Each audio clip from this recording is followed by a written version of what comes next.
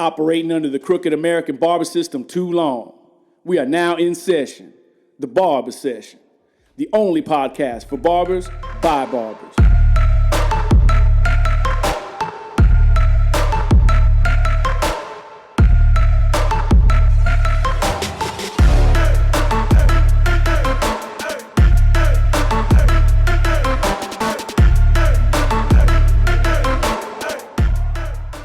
So, guys, as promised, here's the special guest, one of my boys. I consider him my family, Tomb Squad for sure, through and through. Tyler Trotter. What's going on, Tyler? How you doing? 100%. What's going on, bro? I made it. I made it, man. I'm so excited about this. Finally have you on the Barber Session podcast, bro. I'm excited. This is a great night. Yeah, man. Hey, do you remember, since we're here, do you remember the actual night that the Tomb Squad was formed? We actually did a Barber Session podcast. It was when I introduced the beard combs, and Jeezy was there. It was you, me, Basio, Jeezy, and we lost the memory card. The footage. I remember that. It was at the Northdale location where Basio was working at the time. It was on a fold-out table with horrible mics, but it didn't matter, man, because it was. No, you had the round thing, the round like conference. Yes, I remember that with headphones coming out of everywhere, just nuts, just a crazy, quick 5-minute setup thing, and it didn't matter, man. And those times the podcast, it was raw. It was awesome. It was awesome. No, that was like at 2 a.m. too. That was like right. Did we sleep that night? I don't recall. Danny did. Danny slept. I was about to say Danny slept. We have photo evidence of Danny sleeping. I don't remember much yeah, about man. Sleeping. No, I don't think anybody wanted to go to sleep, right? Like who wanted to go to sleep? I didn't want to miss a second of that, bro. Like all of those minds collectively in one room at once. You got Basio and Jeezy over here recording, and you got, Fonz and somebody else doing a live stream and cutting hair and answering questions. It was like, it was sensory overload. It was, I don't want to go to sleep. How could you go to sleep? It was heaven. It was everything. Everything that we built it up to be is exactly what it was, because the Tomb Squad has continued from that day. It never stopped. Never stopped. Like it was real. It was real. I don't even remember who came up with that name either, but it was Tomb Squad. We were talking about, I think it was Matt, because we were talking about Tomb Squad jerseys. Yep. And Matt went, Tomb Squad. That's it. And we lost it. That was it. And it was Tomb Squad after that. So Tyler, on this podcast, I like to give people an opportunity to get to know my guest, to get to know where they came from, how they started. And your story uniquely is pretty incredible, man. So take us back, man. How did barbering change your life? How did barbering affect you in a positive way? And, we'll tie it into where you're at now, which is obviously doing incredible. Yeah, for sure, man. I appreciate that. I think at this point, I've been in the industry, starting with school for right around 5 years now, almost 5 years, not quite. And it's almost, I want to say it's like your typical, I used drugs and I was in the street to now I'm a barber. I think I know there's a lot of people that have that story. And so I almost feel I've met so many people over the years that have the same story that I almost feel like telling the story again. It's like, man, does it even, you know what I mean? Because people be like, dude, your story's so crazy. It's like, dude, there's so many people that have the same story. Having said that, I want to give honor to, like, I'm not the only one that has this story. A lot of people are finding hope with this. But yeah, so, the quick rundown is, I was addicted to everything. I lost my kids to DCS. I mean, I was shooting synthetic heroin and smoking crack. And, I was literally involved in everything that you can imagine, like the worst of the worst. I did all of that stuff. At the end of the road for me, there wasn't any cool points left. I wasn't able to act like I was just dealing. I wasn't able to be like, I'm just addicted to the lifestyle. No, you're addicted to crack and opiates. You know what I mean? Like there was nothing cool left when it was over. And so I lost my kids and I lost everything, dude. I lost my whole life. Robbed a pharmacy December 26, 2010, got away with it for about 3 weeks. And then I got locked up for a year on a 6-year split confinement. Entered into recovery on 8/10/12, August 10th, 2012. I tried to get clean when I got released, but it took me a little while. So August 10th, 2012, I got clean and I stayed clean. And I had been clean for about 2.5 years, man. I was a counselor at a drug rehab place. I was an active member in a 12-step fellowship, and I'm still active in sponsorship, and I sponsor guys and all that. But I ended up having to quit my job as a recovery counselor. I was a young adult counselor, and I had to quit that because they started this new insurance stuff where it was going to be difficult for me to. I had a baby on the way with my new wife. Like, all this stuff got restored in 3 years. I got my kids back and everything. And I was a stay-at-home dad. And I was cutting my son's hair one day, and he wanted a faux hawk, and I didn't know how to do it. But I was still really wanting to be like a good dad. I want to give my kids everything that they desire as the best I can. And so I had to go on YouTube and figure out how to do a faux hawk haircut. I gave him a mohawk and sent him on his way, and looked at the video on how to do a faux hawk. And Do you remember whose video it was? it was Joe Blow. Nobody. I know whose name it wasn't. You know what I mean? It wasn't all of the people that I watch now, and the people that I grew up on. It was just some dude that made a video, and so yeah, it was something started to bubble up inside me right then, to where I just kept watching barber videos for the fun. I was interested in the culture, the lifestyle. The dudes look cool, It's cool to be able to do a good haircut, and I obsessed with them to the point where I was watching haircut videos every day on my computer. I'd actually bought clippers, or I'd been using the Conair joints at the house and giving Browlin extra haircuts for no reason. And then my wife walked in one day, and I had the computer hooked up to the TV, watching. It was a Vic the Barber, Vic Damone. I had him on the TV in the living room, and my wife walked in, and she said, "Is this what we're doing?" I said, "I can't. I don't." She said, "You're going to do this, aren't you?" Like, and she didn't know when she asked me, "Are you going to do this?" I received it as permission to do it. That's how I interpreted it. You just, yeah. She totally gave you the green light there, right? 100%, bro. So I went to school the next day, checked with the admissions, and ever since then, man, I'm a barber. Through and through. That's 100%. Which, by the way, leading up to that and all the stuff, like, if you meet Tyler now in person, guys, Tyler would not harm a fly. So it's hard to put you or picture you, and that's crazy, bro. How far you've come. It's nuts. Mm-hmm. So I see the T-shirt you got there. Or you had more? I'm sorry. Oh, no. Okay. Yeah. I mean, I've always got more. There's always more. There's always more. I would harm a fly, man. If you come around my wife, or if you come around my kids, or here's the thing. Well, you wouldn't harm a fly. Me. If you mess with Toon Squad or my family, you said it. You'll catch a case. I've got a charge left. Like, I'm off paper. I get one charge, and they'll give me probation for sure. 100%. I can do one charge.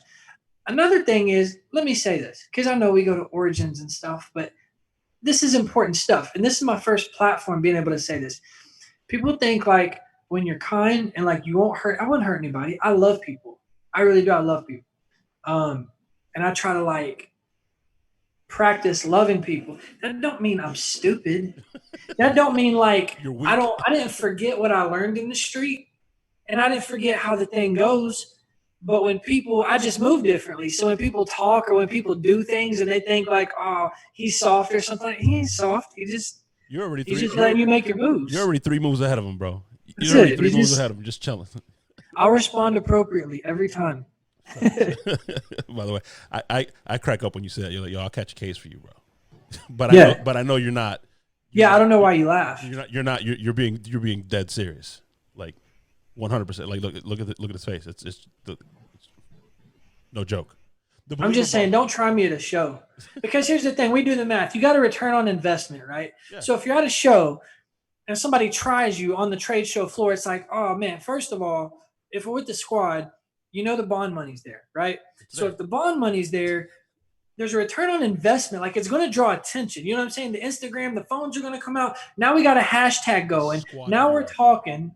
Next, we got 245 knuckle gloves. I don't know. We got, and listen, and then people are like, yo, that's how they get down for their squad? I want to be part of that squad. Yeah, absolutely. Yeah, it's all fun and games. We for real don't play with each other as friends. No, it's Yeah, family. No, what friendship? It's it's family. family. 100%. Um, so you were showing off the beautiful T-shirt there, Believer Well, you Barber. mentioned it, so I showed it. Yeah, no, it's a beautiful shirt. I did mention it, and I mentioned it because it's a project you've been working on now. What, couple years? A little over 4 years now. 4 years. So, Yeah. what is the Believer Barber project? Because I've been excited to see it. I've seen clips, I've seen highlights. What is the Believer Barber project? What does it mean to you, and what do you want it to mean to the people you're gonna show it off to, or you know, what do you want it to mean to others? In other words. Yeah, so here's the thing about Believer Barber Project. As I have grown as a barber, what it means to be a Believer Barber has grown as well. Initially, when I got Believer Barber, the time when I got like in my head, the first time I thought about Believer Barber, that's something worth having. I was in the process of creating beard oil. I was in the process of getting ready to go to my first hair show in Macon, Georgia, and meet Al Reed for the first time. And so when Believer Barber first came in, I was like, yeah, dude, like if I can come from where I came from, right? At this time, this story wasn't a common story. Like everybody was talking about I came from the streets, now I'm a barber, but they weren't really being intimately transparent with the struggles, right? Like I said, I was a dope fiend, and so I wanted my story to inspire hope in somebody. And I thought, well, if I can be intimately transparent with you and tell you what I've been through, and you can watch me, I'm not just telling you what is happening in my life. You can watch it because it's been documented, then hopefully it'll inspire hope, right? And so I am a believer barber because initially back then I believed I could be more than what I was. And hopefully it inspired people to believe in who they were too. Back then, that was the original message. I've been absent from YouTube for about a year, almost a year. And it wasn't necessarily like a decision.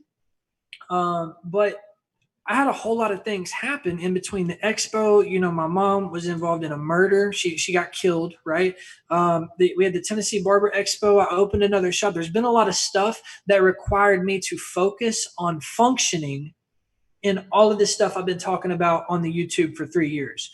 So as I've been going through this, the Believer Barber Project, we began a documentary. I started to tell my story 4 years ago, and I intended to wrap this thing up like the same year. I was just going to create like a cool video, like 10, 15 minutes, and then let's put a promo out there. To evolve. It's continued to different layers to the cake. Yeah, they just kept following me as God kept being faithful, and I kept growing in different areas. And so originally it was like Believer Barber mean you can come from drugs and work in a barber shop. Well, now I'm opening a barber shop. Might as well add that to the Believer Barber Project. Barbershop floods out. Or excuse me, let's say 245 Tomb Squad calls. How'd you come down to Florida? That's a big deal. Let's make that a part of the Believer Barber Project. You're going all over the country now. You're teaching people how to cut hair. Once again, you're coming from the streets as a junkie. Now you're all across the country teaching people how to cut hair and be a good barber as far as character, assets, and stuff like that goes. Let's make that a part of the project. Your shop floods out. Plot twist. Now you got to hurry and open up a new shop. Let's make that a part of the Believer Barber Project. And then we realized that this thing just continues to unfold. And so today we actually just finished the final. We decided we're going to Believer Barber Project. We're going to put a cork on it where the Tennessee Barber Expo was held, the success of the show, talking a little bit about my mom and going through that experience. But that's Believer Barber Project, Believer Barber now is so much more than it was when we started. It started, like you said in the beginning. I don't want to sound like everyone else. Not to make it like it's not a big deal. Those that have come from struggle, but it was much more. Obviously, a lot more to the story. Let's talk a little bit about that. Not that I want to rewind or go back, but come on, bro. Let's go back. I love it. The purpose of a testimony and the transparency behind a testimony is to inspire hope, dude. I'm not ashamed of none of it. I love to talk about it because there's some things that we might address here in this conversation that somebody's going to watch and they're going to think, man, I've been there and I've dealt with that.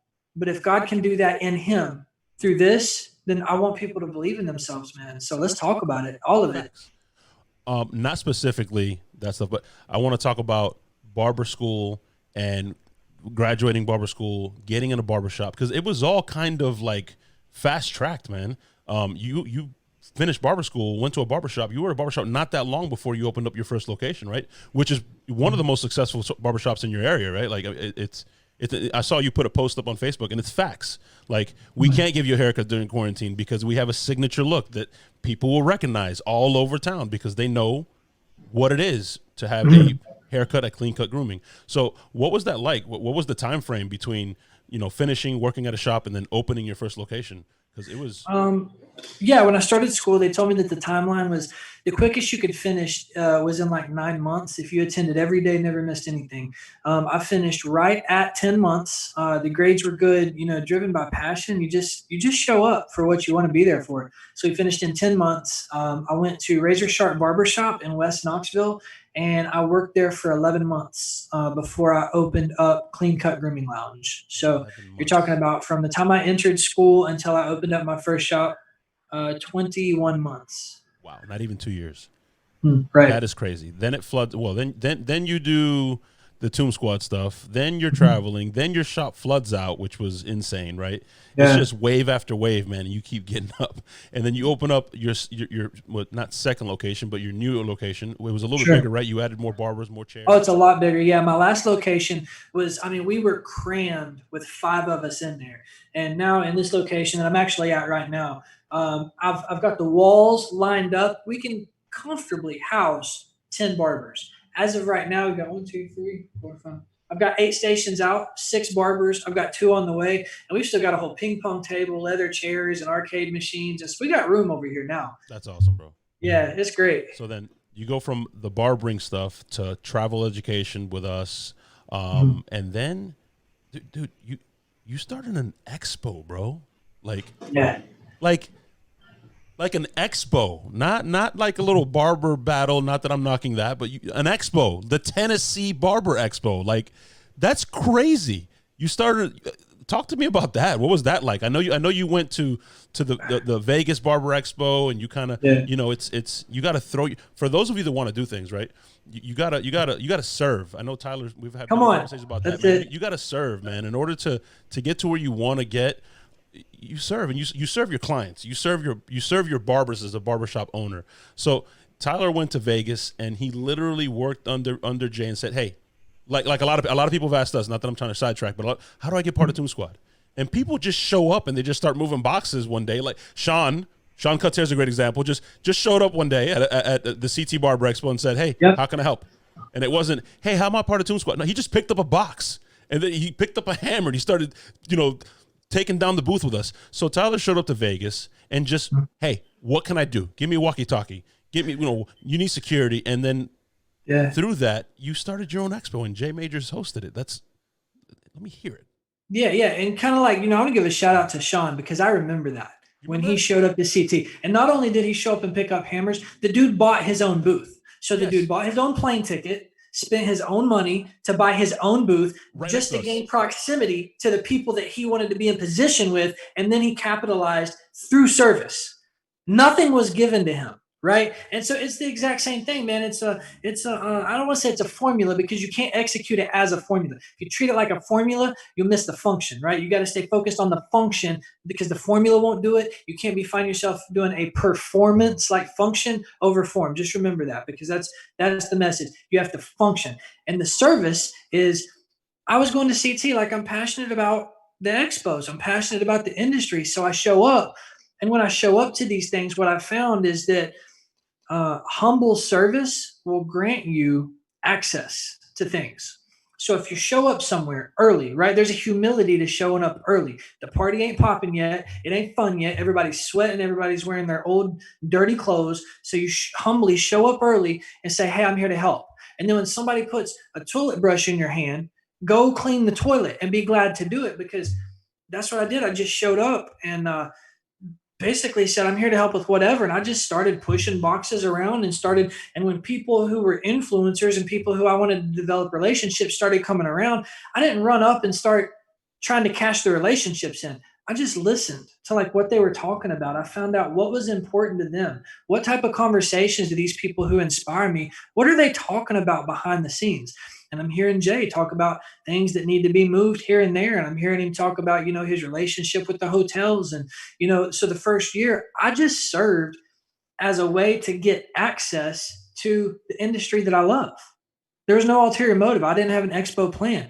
I just served, and I got to meet people like, I was already involved with the Tomb Squad, but I got to meet people on a personal level in this profession on a more, the behind the scenes things are more intimate. You get to find out who people are. When the show's already popping, you're meeting the representative. You're meeting the professional. These people are under contracts. Yeah, they got a job to do. But before the show starts, if you could get in there and get sweating and bumping elbows with some people, then you can just learn who people are. And you find out most of these people are actually just people. We've got to put them on way big pedestals that they're worthy of honor, but they don't need the big pedestal. They don't even want it. They just, recognize their accomplishments, but also their people. And so, yeah, man, I just reached out to Jay, and I've showed up to help him for the last 3 years in Connecticut and Vegas. And about a year and a half ago, I was just like, hey, I think I'm going to do Tennessee Barber Expo. He was like, you should. You know how to do Connecticut. And I was like, yeah. Because I've always said, if you want to do something, find somebody who's already succeeded in what you want to be successful in, and then do what they did. I'm not saying copy them. Don't copy people. That's really unattractive, and it's always blatantly obvious. And you're going to look like the great value version of whoever you're copying.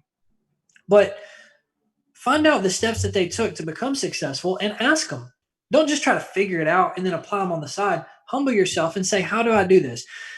Jay, and this is a conversation I have. Jay, what do I do? Like, how do I do with these sponsors and stuff? He's like, oh, you got a marketing deck? What's a marketing deck? Oh, no problem. Hold on. I'll send you mine. And so now I've got a marketing deck. It's like, well, how do I create this? Well, I'm going to need an audio guy. I'm going to need an art guy. I'm looking at this verbiage. You're going to need to convey these points to your people, and basically just taking out the trash and serving. But if you love what you're doing, it makes it easy. So the return on the investment is this big. Yeah, it's infinite. Yeah. That's awesome. So how did it go that first year? And obviously now with COVID, you were planning on having a second show. You're planning on doing this as a yearly thing, right? And just continue to grow it? Yeah, for sure. 245, we're a legacy company. We don't start anything without plans for a future. We don't do anything for an instant payoff. That's what I love about our culture is we have the long term, we have the whole industry in mind when we do things. So let's fail 100 times, but in the long run, let's change the industry. And so, yeah, we had the first event, and it was ridiculously more successful. Anything that I planned for it to be successful, but I wasn't prepared for what happened. I mean, vendors were happy. The clients, the attendees were happy. The barber battles went off well. Like everything went off without a hitch, dude. And it was a really good event. I mean, it was a profitable event. We had enough money left over to have an event this year. And yeah, dude, I actually just got through when I was doing this recording. I was describing the incident when I was tossing the illusion capes off the stage and realizing that, look, this is my expo. This is something that I put together. Clicked. So wait. This is my expo.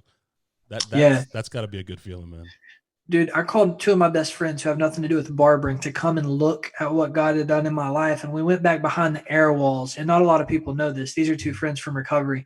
And we went back there, and one of my best friends was a guy that got clean before I did. And he was my friend and showed me how to get clean. Another guy was a guy that I sponsor. So it's like he helped me, and this is a guy that I helped who's going to school, getting married, got his life together. And, dude, I had a moment where it all just hit me, dude, and I lost it, dude. I bawled. It was all three of us, dude, just three dudes. And I'm sitting here just bawling my eyes out, so grateful for where my life has come. And, yeah, dude. So the whole event through and through, vendors, attendees, the event, the brands, there's never been anything like that, not only in Tennessee, but in the region, really. I mean, we've got barber battles everywhere, but this was the Tennessee Barber Expo.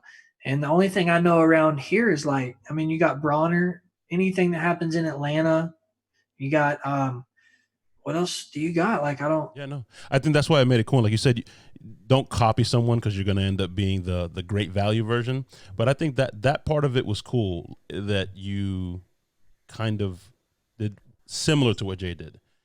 Let me speak to that. What's in CT? And he brought it. He said, "No, I'm not going to Miami. I'm bringing it to my city," which I thought was awesome. That you brought it to your city and you wanted to rep Tennessee, and it was a great success. Well, and something also with regards to because Tennessee Barber Expo was exactly like, I mean, it was, I followed direction, but I didn't take a man's plan and then execute it on my own over here. Like Jay was behind me. Jay guided me. Jay was my mentor. I was submitted to him in a mentor mentee type relationship where he said, you know what, you want to learn how to do this? I got you. You're gonna have to follow directions. You have to do it. You're gonna have to do it the right way. I'm gonna let you do it your way, but you know what I mean? This is how it works. And so I would call him all the time and say, hey, this is what I'm thinking about doing. He would be like, that's not a good idea. Here's why. We're done. Stop sign. You know what I mean? Yeah. The difference between doing something that somebody else is doing outside of honoring them, if you take what somebody else is doing and you duplicate it or attempt to duplicate it and don't show them any honor for the inspiration that they've given you, that's not good. That's not a good look at all. Yeah, it's kind of whack. If somebody does develop something that works and they give you permission and they teach you how to do it, you need to honor them on the back end for the work that they did ahead of you. That's called a forerunner. Like that's called they're a way maker. You know what I mean? And they're worthy of honor. Love it. So I'm forever indebted to Jay. And Jay's an incredible guy. He's an incredible guy for our industry, man. And he just continues to pay it forward. But going back to that, and a little bit on Jay, that moment you had in the hallway, that rush of emotion, wasn't just because of the success. Obviously, it was a great success. But touch on a little bit of behind the scenes, because I don't think people understand. Like you said, people want to show up and bump elbows and shoulders, and it's like we're in the party's here. It's popping now. I mean, but the road there, like I don't think people understand that the CT Barber Expo is a year-long thing for Jay. Like Jay's working year-round for that. You worked year-round for Tennessee. You were already starting to work on the Tennessee this year. Like it's the grind is no joke. So I think part of that too is that release of just that weight. Like, man, it went off with, because we've all been there with the barbershops, with classes, with stuff we've done with 245 with projects, and it's like the moment you click and it goes live and you hold your breath and it's like, whoa. And like Danny says, then you're on to the next. After that's gone, you're on to the next thing because that's how we're built. But touch on that, the work that goes into that, because I don't think people understand the amount of work day and night that goes into putting an expo together. Yeah, so I live in Tennessee, and there was one day that, I drove all the way to the state of Indiana just to pass out paper flyers and shake people's hands. And to be honest, I only touched contact with probably like 40 people on that trip. I was stopping at every barbershop I could, just doing because that's what Jay did. And so I went there, and I remember when I went to the furthest barbershop, it was one in Indiana, there was like 3 guys at this school. And I passed out the flyers. There was one guy that was coming to the expo for sure. There were 2 guys that were like iffy that never actually ended up coming. But I remember to go there and to shake hands with somebody and to look them in their face and to really care that they're even caring about what's going on in your life, to take a picture with them. And because he asked me, he was like, dude, is there any way you can come just a little bit further? And I think the decision to come a little bit further, whatever you call that, is the thing that makes a difference in something can succeed or not.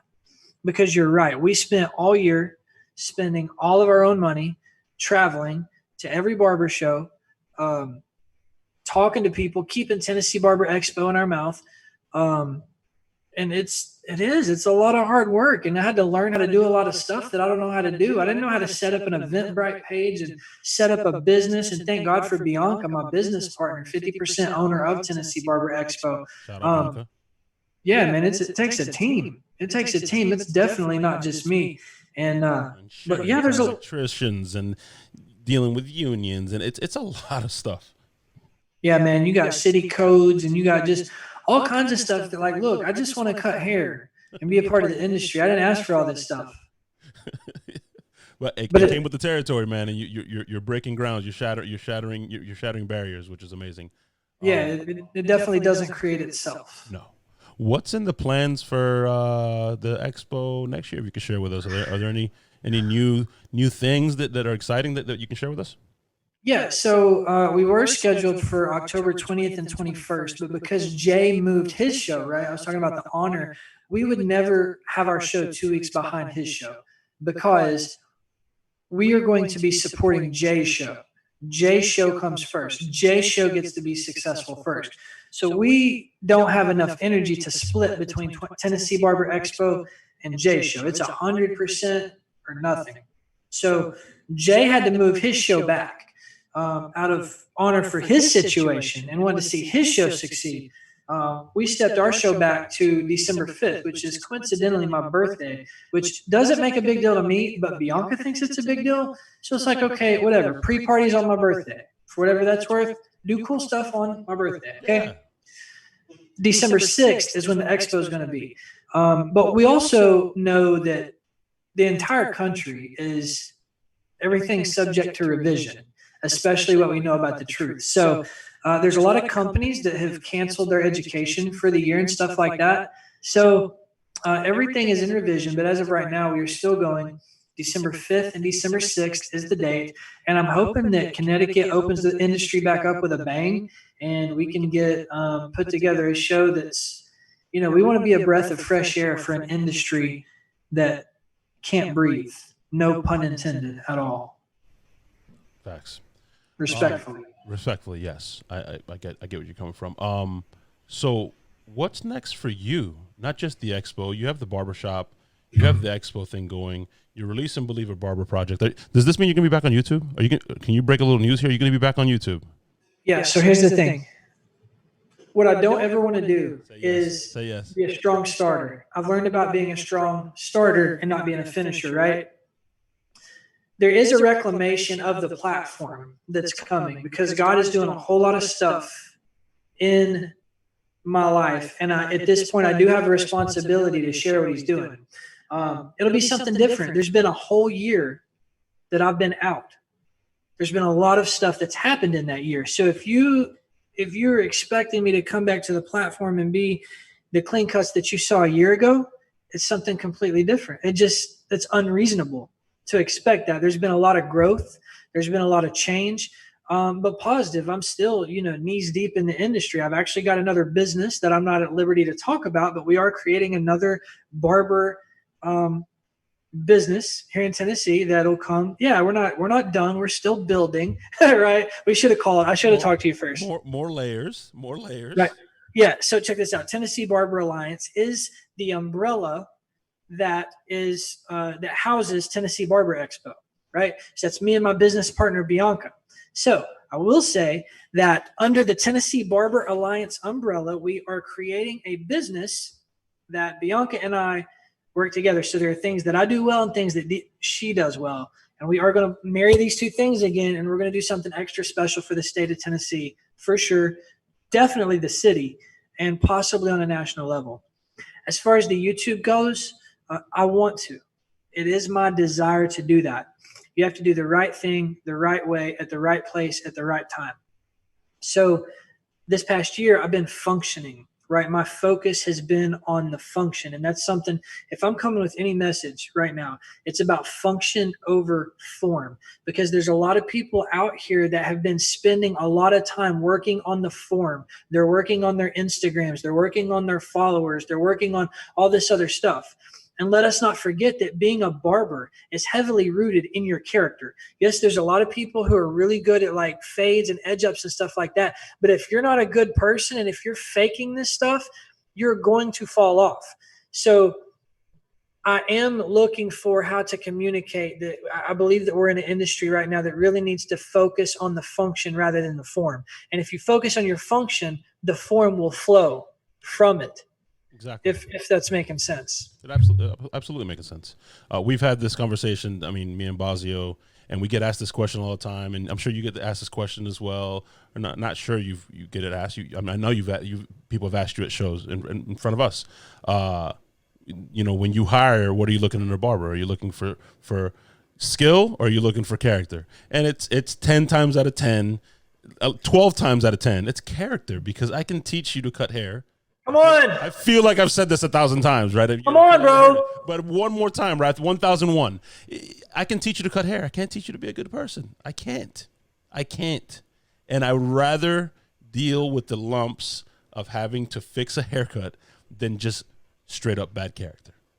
Don't want to deal with it. I'd rather have an empty chair. That's how we operate. I would rather have that. 100%. And let's also say this.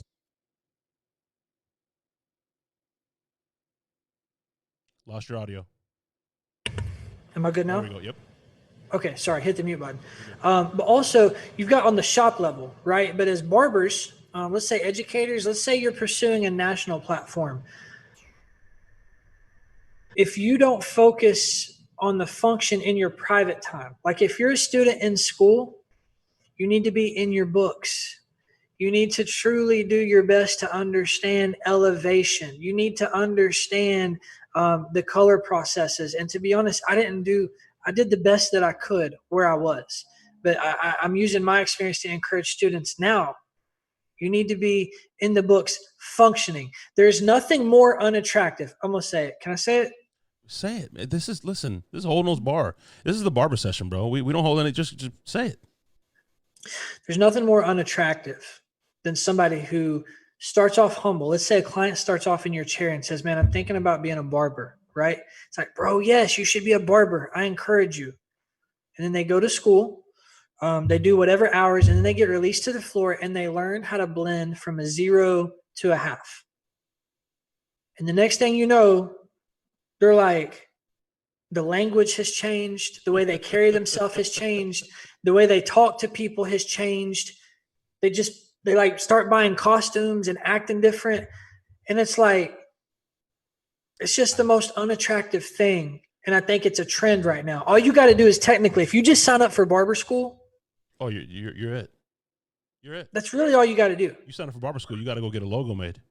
You got to go get a logo made and the IG. And this is, I'm such and such blends the one. Ooh. Yeah. no pun intended. Yeah. But yeah, there is nothing more attractive than that. And I've seen that a lot. A lot. You know what I mean?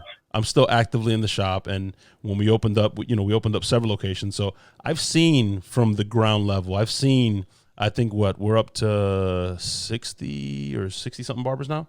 So I've seen a lot, and it's okay. Not everybody's going to be us, right? But I've seen a lot of guys that have come in super humble. And man, a couple, 3-4 months later, they got that clientele. It's like, nobody can tell me nothing. And it's like, no, I can.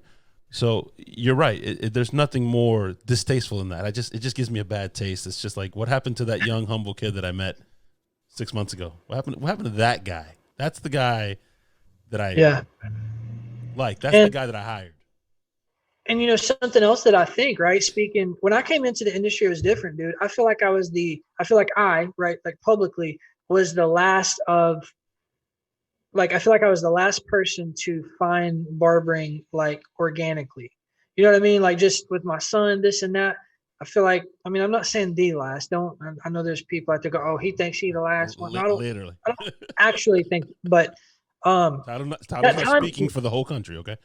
Right. That time frame was when stuff started to kind of get popular, like, Vic and Basio. Really, Basio, dude, he was a forerunner. And when he started picking up momentum, becoming a barber started becoming an idea for a lot of people. But I'll say this, 5 years later, our industry is saturated. It is saturated. Everybody looks like Chris Basio. Everybody looks like Vic Blends. Everybody looks like Hawk, the barber prodigy. Go follow him on Instagram. If you're watching this, you're not following Hawk the barber. Go follow him. It's a great follow. Amazing. Just. But everybody, and there's a reason why people look like these guys, because they were forerunners. They were innovators. They brought something new and had something to be desired. The thing is that these cities and this industry is becoming saturated, and everybody looks the same now. So now we, as an industry who have been here, we've always looked at character, but now just because you show up looking special, it's going to take you extra time to make yourself stand out. Because you can't just throw on a hat, have a good outfit, get a face mask that says Supreme. It's not as easy as it used to be. You need to be focused on the function, the skill sets, and the relationships. They got to be authentic. You can't fake them anymore. It's funny how that works, right? It's funny how it goes back to the grassroots. It always, innovation is great and all that stuff. All that's phenomenal, and I'm for that. But it's funny how, as far as we go, it always comes back to relationships. Building relationships over building clientele. Actually, connecting with your clients at the end of the day. That's what being a barber is. You're a counselor to the community. You're a counselor to your clients. You're a safe haven. You're an ear. You know what I mean? It's just, it comes down to that at the end of the day. Literally, I have clients. I go to the shop 2 days a week, maybe 1.5 days. I'm barely there. And I have clients that will not cheat, will not get a haircut somewhere else. And sometimes I can't even make it that day. And they're like, you know what? I'll wait till next week. I'll stay hairy. I don't care, because it's not about the haircut. It's really not. Any one of those guys in that barbershop can give them the same haircut. If not, some of them even better, to be honest, if I'm being transparent. You know what I mean? But it's not about that. No, come on, that's true. It's not about that for them. They want to get a haircut with me because of the relationship we built over 8, 10 plus years. It's just, that takes time. Like you said, that takes real investment, not, I'm going to throw on this hat and Supreme mask and tag everybody, make sure I got all the hashtags, and start a hashtag because I know my worth. And it's like, no, like Basio and those guys put in work. They laid a foundation. There was time put in to earn that, not just clippers down in the station 2 weeks, 4 months later, I'm charging this because it doesn't work like that. It really doesn't work like that.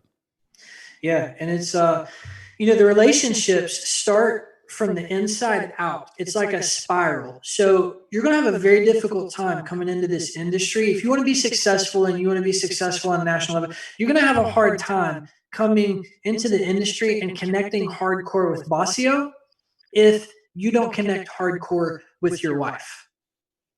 Because it's the authenticity of the relationships. How could you have an authentic relationship with somebody you've never met through Instagram if you don't know how to maintain an authentic relationship in the city you live in? It starts from the inside and it works its way out.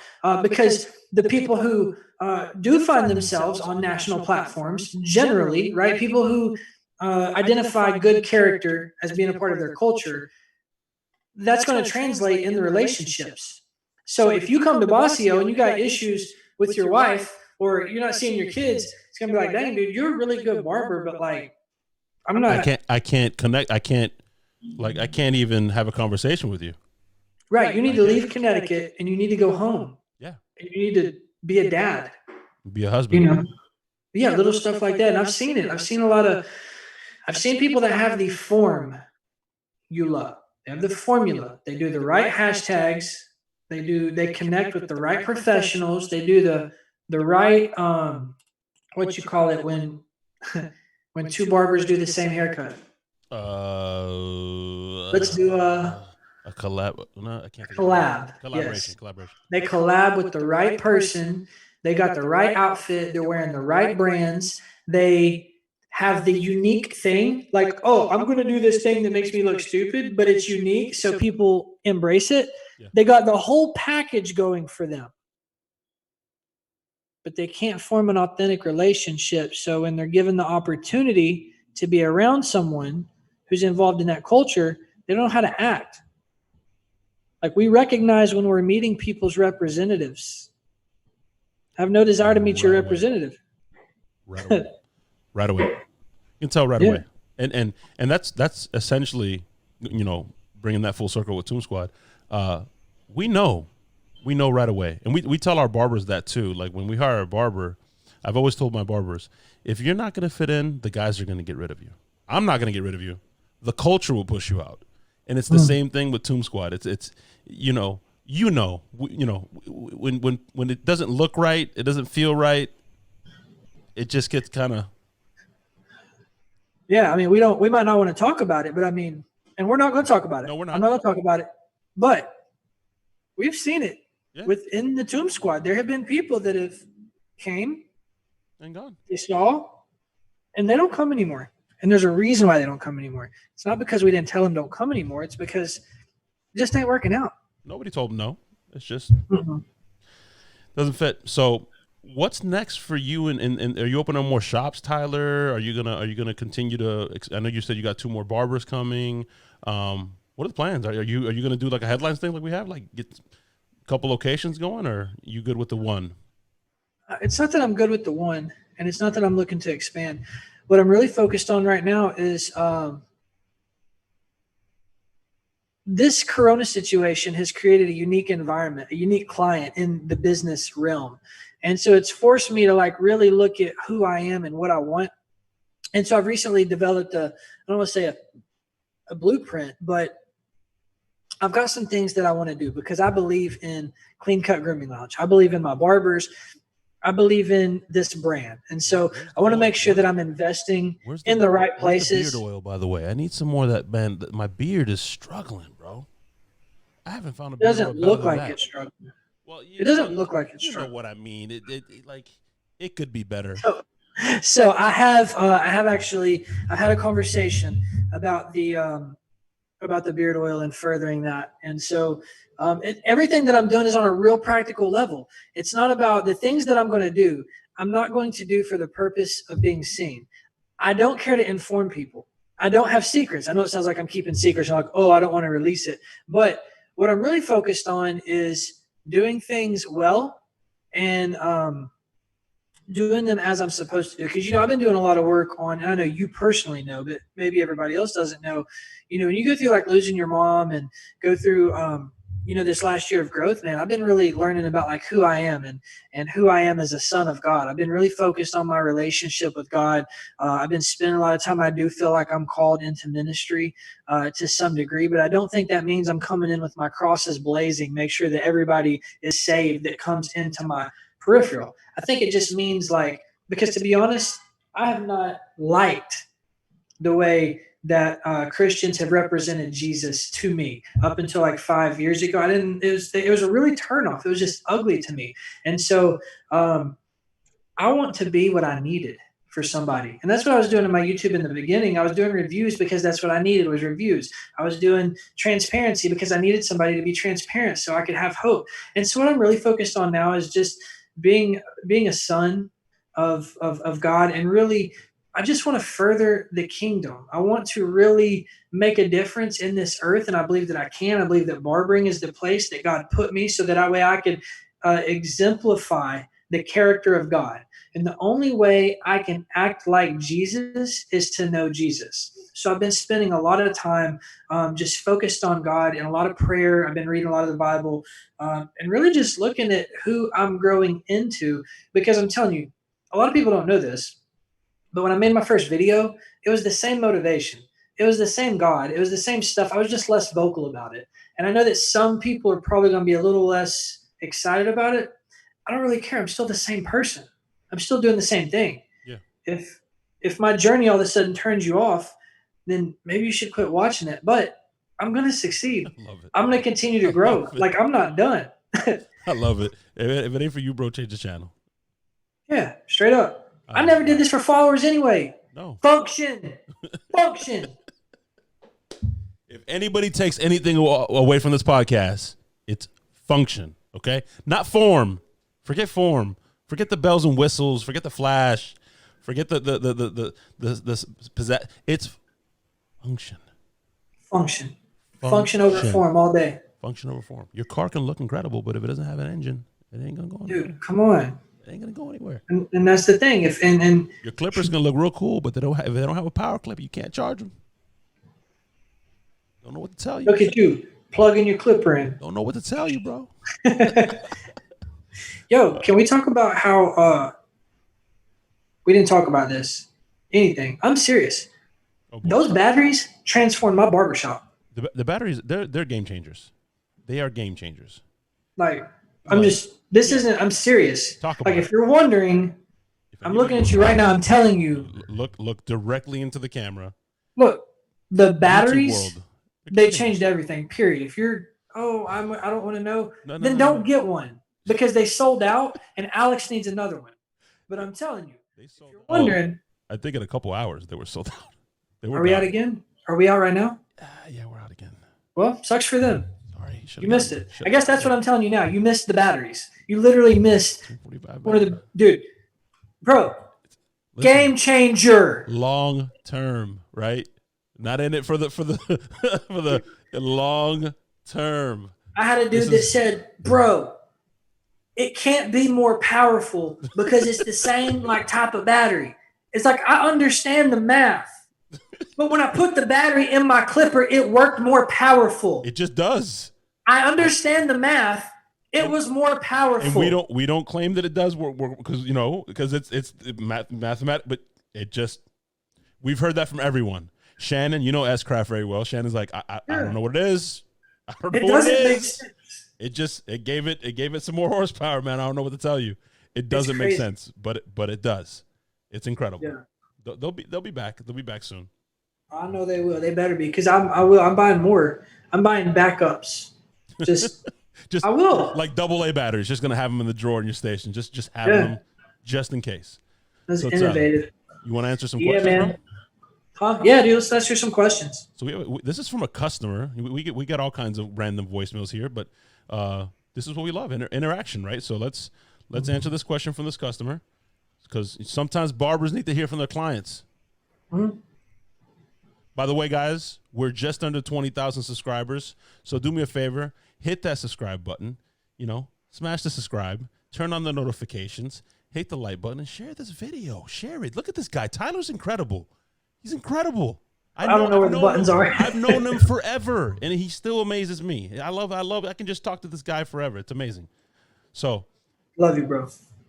With that being said, hold on one second. There we go. And let's go to the questions.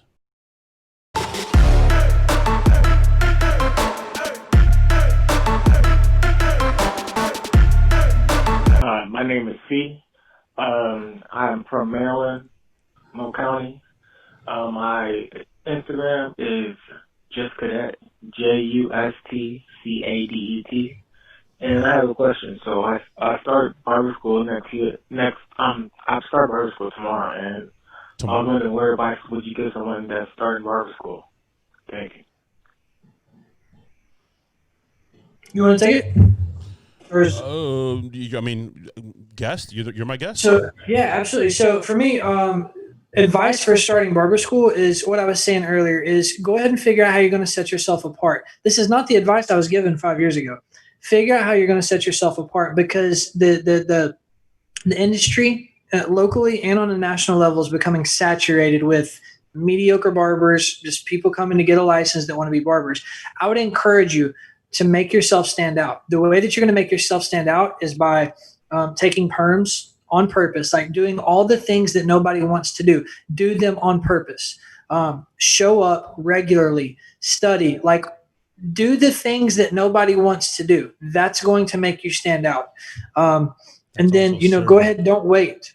Say that again. That's also serving. Yeah, right. Earning your stripes. Right. Go ahead. There's a due that has to be paid. If you want to be a part of this fraternity, there's an initiation process. That's part of it. Also, I would say don't wait to do the things that you see professionals do. Do those things now. Create your professional social media, all that stuff, and start sharing as a professional. That doesn't mean leave your humility out the door. Matter of fact, I encourage you to stay transparent. I encourage you to share your mistakes. Because when you share your mistakes, now you're being vulnerable, you're being intimate, you're being transparent with your followers. So now people are going to want to watch you grow, and they're going to be vested in seeing you succeed. So when you get better, your victory becomes their victory. So they're going to keep coming back. Go ahead and make your business cards. Do all of that stuff. Do not wait. Go ahead and start visiting barbershops. Figure out where you want to work. Start living as if you believe the things you hope for are actually going to manifest in your life. I can't add much more to that except that don't do something that you're going to live to regret. Right? I don't like regret. I don't like that word, but I was humble, but I didn't take advantage of what I had in front of me, if that makes sense, Tyler. I went to a cosmetology school. And oh, how I wish I can go back now, because I went to a cosmetology school that had a barber program, but I got both. So I'm a Cosmo as well. And I was the cool kid, you know, the cool barber kid over there in the corner with the 3 barbers. I ain't doing no woman's hair. I'm not doing no highlights. I do fades. I do blowouts. That's what I do. And Tyler, if I can go back now, man, Yeah. I'd love to master color, because now I understand color, right? I did it. I passed the test, but the fear, you know, not the fear of messing up, but just I don't have enough experience. I didn't get the reps like I did you know, with fades and stuff in school. If I can go back now, man, and jack up some highlights. Sorry to the ladies I would have jacked up. And No, that's jack good, up bro. some perms and jack up some colors and jack up some balayages and mess up some extensions and do all that and fumble over myself and look like an idiot. Then now, now I'd be doing it all. And I'd have so much more in my arsenal. And, you know, now I've gone to school and done SMP and eyebrows and all that phenomenal stuff. But I like at the very root level, I could have been doing color and extensions and charging a lot of money for that kind of stuff. You know what I mean? And now, you know, now you're in the race. So once you get out of school and you're in the race, it's hard to take a step back. Or I'm going to learn something else, or I'm going to add something else to my arsenal, because you're going to take away from the clientele that you're building, those relationships you're building to build. It becomes complicated. I'm sure Tyler can attest to that. Yeah, and that's one of my favorite pieces of advice as well. Make mistakes, make them on purpose. Learn something on YouTube last night and go try it tomorrow. When they say, "Hey, can you do a burst fade?" Say, "Yep." Last night. Watch the YouTube video in school 5 minutes before you take the haircut and be like, "Hey man, I learned this new thing. I want to try it. It's called the burst fade." Oh, when'd you learn it? I just learned it. I want to try it on you. Bro, I got you. It's a $2 haircut. I got you. I got you. I got you. Hey, can you do a straight razor shave? Yeah. Listen, fake it till you make it. My teacher gave me that advice from the beginning. Man, customer sits in your chair, utmost confidence. I got you, bro. I'm gonna put you in the game. Because there is a sign that says these services are performed by students. There's no money back. You are only paying $2 to $5. And so if they just get clear, like, "Man, you jacked me up, dude," and try to embarrass you, be like, "Dude, you just came to the barber school for a burst fade with a design for $5. I'm not embarrassed here. You be embarrassed. You be embarrassed for wanting to get away with all that for $5, bro. But yeah, Tyler, good advice, Tyler. Mess up, man. Mess up, stumble, do all that stuff. You're paying for your education. You might as well take advantage of it and stumble and do all that crap. So by the time you get to a barbershop, you're good. Yeah, man. Don't waste it. Not at all. So here's one from a client. That was the wrong one, by the way, if you guys haven't caught on yet. That wasn't the client. That was the barber student. Here's one from a client. How you doing? This is Mike Benjamin from Wilmington, Delaware. A customer, and I went to a barber, and he lined me up, left a line on my head for a month, broke the skin. Yeah, I didn't go back to him. But this show barbers how not to break the skin when they're doing their line over the forehead. Mike Benjamin, Wilmington, Delaware. Mike from Delaware. Mike, if you barbers aren't listening, stop zero gapping your trimmers. It just ain't necessary. You don't need tattoo guns. Like, come on now. It's a shape up. It's not supposed to last forever. That's a customer calling a barber podcast. That's the impression that barber left on him. It lasted that long. He thought about it. Like, Tyler, think about it. For you to pick up the phone and leave a review on Google, bro, you have to be really hot to pick up the phone, search it, type it out, and then hit send. He literally picked up his phone, called the hotline, and left a voicemail so that barbers would know everywhere. Stop leaving lines on my forehead. So bad. Yeah, man. I'm gonna let you. I'm gonna just let. I'm out. I mean, have I done it before? Yes. Ask me when I did it. Barber in school? In school. Heard them in school. Press it. Find out exactly what the magic press is to where it's just short of surgery in school. When you come into the shop, it's cool. It's fine. Just, do your detail with the razor. Don't, oh man. Fibers, if you need to, get your beam team out, whatever it takes. Like, don't hurt your clients. Don't give your clients a tattoo. It's just Also, it does happen, like not that specifically, not that, but mistakes will happen in the shop, but not like that. Absolutely. Your client should not be that emphatic about that type of mistake. Because And- when the way he described it, I could see the perforation going up, Yep. across, and down, I can see it. and I could see the scab. I can see the scab right now because I've seen that. I've literally seen that. Yeah. And I give usually when it's one of my guys, I give him the. Usually. What's happening? Let me see your trimmers. You need to adjust these just a bit. Okay. That's sweet. Just adjust them because your boy was red. Yeah. Yeah, I'm thankful for innovation because transparency moment. I did do a hard part one time, and it was one of those exposed clippers. It was like it wasn't a skeleton, but the hair got wrapped around, and then when the motor moved the hair, and so he had a gap, and he didn't pay for the haircut was free, but because we focus our business on character, not haircuts, he came back. Yeah, facts. And listen, I don't want any of you out there that we said make all your mistakes in school and get them all out in school. I don't want anybody out there that's new in a barbershop that has made mistakes or doesn't feel like they're quite there yet to get discouraged by those comments. You're going to make mistakes in the barbershop. Schools where you get your fundamental mistakes out. The barbershop is where you get polished, but you're still going to make mistakes. But that polish, that clear coat, really shiny finish is going to come at the barbershop because that's just you're a little guppy in a barbershop of sharks. Dude, can I just share what my favorite swim really quick? Can I share what my favorite mistake to make on a regular basis is? You still make mistakes? My favorite mistake that I make on a regular basis. On a regular basis. So you get your clientele, right? You get your clientele. You see people come in. It's like, hey, what's going on, man? I'm ready for you. Come on, sit down. They sit down. You drape them up.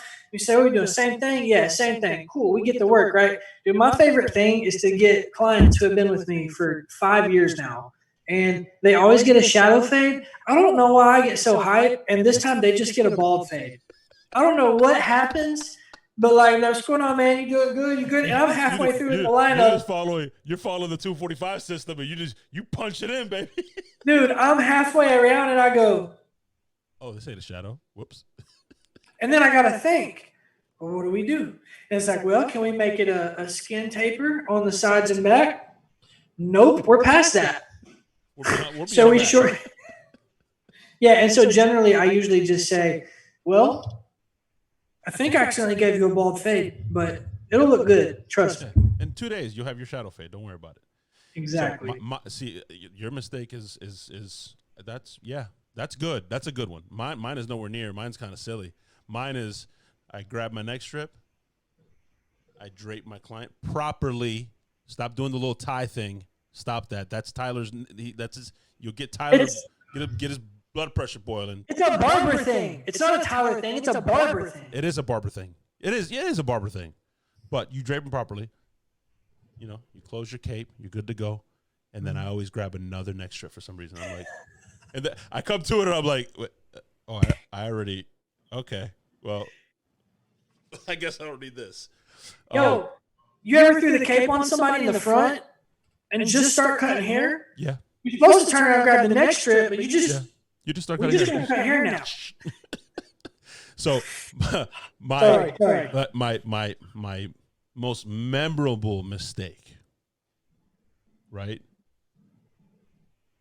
I was doing a one with the grain with a bald fade.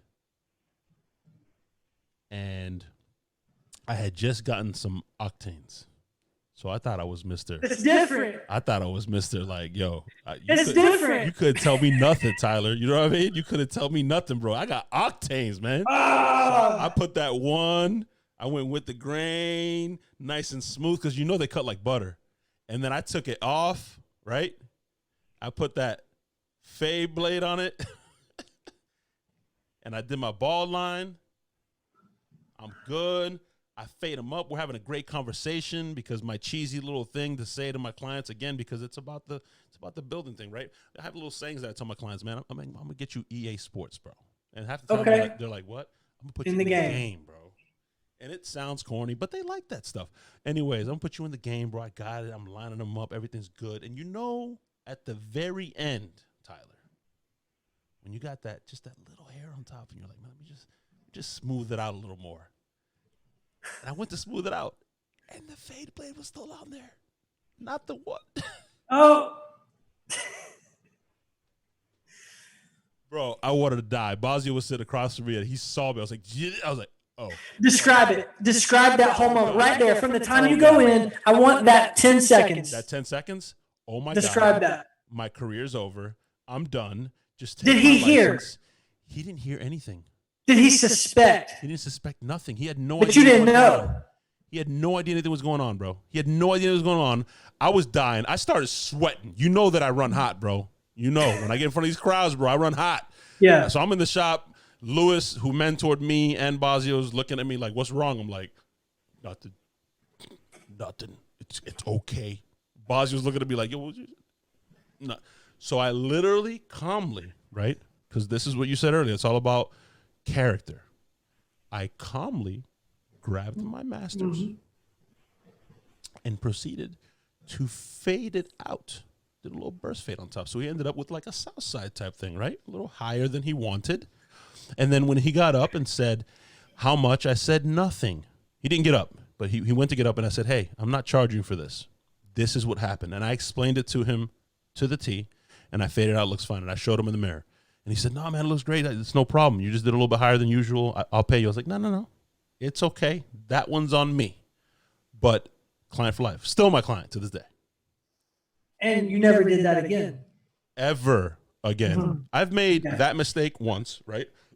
But Yeah. I don't get it. Like, I'm not trying to knock barbers that make repeated mistakes, but that I never again. But trauma is supposed to change your life. It is. And then the scissor thing. I am huge on. I'm going to ask you 3 times. Matter of fact, same thing with the guards. I want a 3 on top. You want a 3 on top? Okay, cool. Spray off some what's it called?